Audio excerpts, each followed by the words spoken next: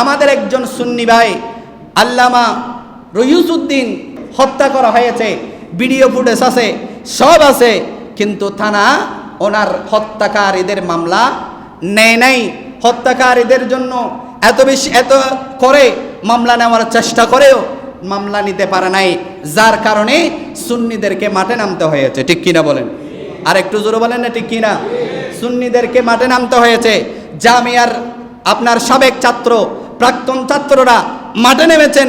আর সেই 5 তারিখ আমাদের অনেক প্রায় 21 জন ছাত্র জামিয়ার আপনার মেধাবী বান্ধবী ছাত্রদেরকে আপনার পুলিশ অ্যারেস্ট করেছেন। চিৎকার করে বলুন নাউজুবিল্লাহ। আর একটু জোরে বলেন না নাউজুবিল্লাহ।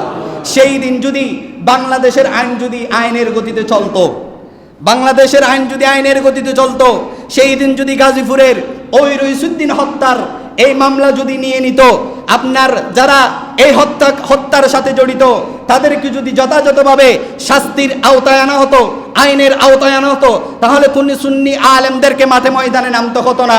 আজকে জামিয়ার মেধাবী ছাত্রদেরকে জেলখানায় থাকতে হতো না। ঠিক কিনা বলেন?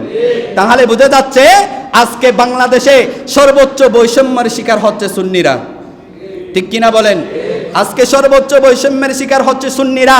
আপনার ভিডিও ফুটেজ থাকার পরেও রইউসউদ্দিনের মামলা নেয় নাই, কিন্তু জামিয়ার ছোট ছোট বাচ্চাদেরকে জেলখানায় নিয়ে 4-5টা মামলা ধরিয়ে দিয়েছেন। নাউজুবিল্লাহ বলেন। আর একটু জোরে বলেন না নাউজুবিল্লাহ। 300 জন আপনার আইনজীবী চেষ্টা করার পরেও তাদেরকে কোনো ছাড়াতে পারে নাই। আজকে অনলাইনের মাধ্যমে আমরা তার তীব্র নিন্দা জানাচ্ছি।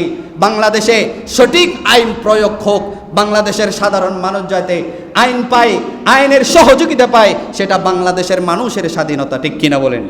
আর একটু জোরে বলেন না ঠিক কিনা?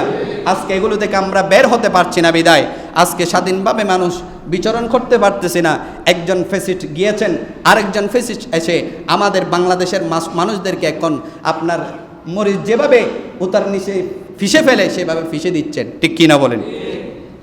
আর লোকমান আলাইহিস সালাম বলছেন, আমার জবান, আমার হাত, এই সমস্ত কাজ থেকে, যে সমস্ত কাজ রসুলের সুন্নাহ বিরোধী, সেই সমস্ত কাজ থেকে আমার হাত, আমার জবানকে আমি হেফাজত করেছি। আর একটু জোরে বলেন না সুবহানাল্লাহ। 3 নাম্বার, আমি লোকমান আলাইহিস সালাম হালাল আয়ের উপর সন্তুষ্ট থাকতাম। উনি যদিও বা কাঠমিস্ত্রি ছিলেন, ওই কাঠমিস্ত্রি থাকার পরেও